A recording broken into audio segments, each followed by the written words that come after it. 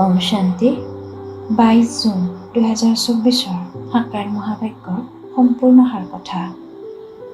মৰমৰ সন্তানসকল, ইয়ালৈ তোমালোক পৰিৱৰ্তন হ'বলৈ আহিছা। তোমালোকে আসুৰিক গুণবোৰ পৰিৱৰ্তন কৰি দৈবিক গুণ ধাৰণ কৰিব লাগে। এই পঢ়া হৈছে দেৱতা হ'বৰ বাবে। প্ৰশ্ন: তোমালোক সন্তানসকলে কোনটো পাঠ কেৱল পিতাৰ পৰাহে পঢ়া, আন কোনেও পঢ়াব নোৱাৰে? উত্তৰ: মনুষ্যৰ পৰা দেৱতা হোৱাৰ পাঠ, অপবিত্ৰৰ পৰা পবিত্ৰ হৈ নতুন সৃষ্টিলৈ যোৱাৰ পাঠ এজন পিতাৰ বাহিৰে আন কোনেও পঢ়াব নোৱাৰে।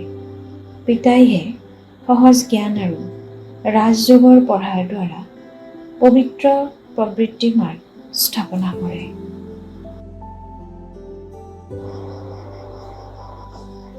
ধাৰণাৰ বাবে মুখ্য সাৰ: 1.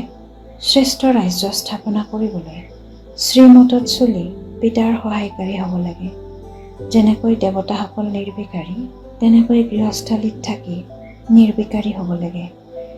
পবিত্ৰ প্ৰবৃত্তি গঢ়ি তুলিব লাগে। 2. ড্ৰামাৰ কথাবোৰ ওলোটা ৰূপত ব্যৱহাৰ কৰিব নালাগে। ড্ৰামা বুলি কৈ বহি যাব নালাগে। পঢ়াৰ প্ৰতি পুৰা ধ্যান দিব লাগে। পুৰুষাৰ্থৰ দ্বাৰা নিজৰ শ্ৰেষ্ঠ প্ৰালব্ধ গঢ়িব লাগে। বৰদান: পদুম ফুলৰ প্ৰতীক বুদ্ধিত ৰাখি নিজক আৰ্হি বুলি বুজতা উপৰাম আৰু স্নেহী হোৱা।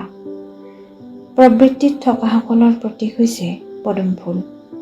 সেয়েহে পদুম ফুল হোৱা আৰু কাৰ্যত ৰূপায়িত কৰা।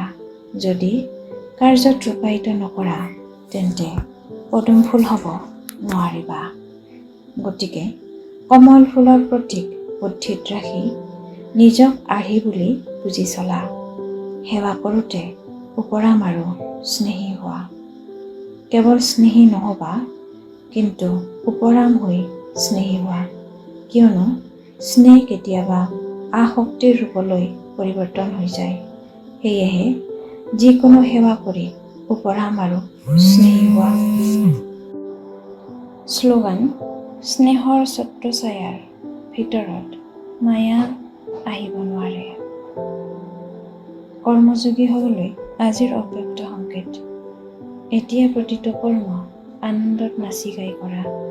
যেনেকৈ স্থূল নৃত্য কৰোঁতে শৰীৰত ব্যায়াম হৈ যায়, ভিন্ন ভিন্ন ভংগীত নৃত্য কৰে, তেনেকৈ কৰ্মৰ ভিন্ন ভিন্ন ভংগীত আনন্দৰ নৃত্য কৰা।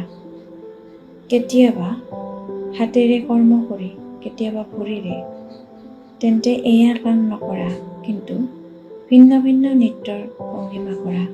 গতিকে কৰ্মযোগী হোৱা অৰ্থাৎ ভিন্ন ভিন্ন প্ৰকাৰে আনন্দত নৃত্য কৰা।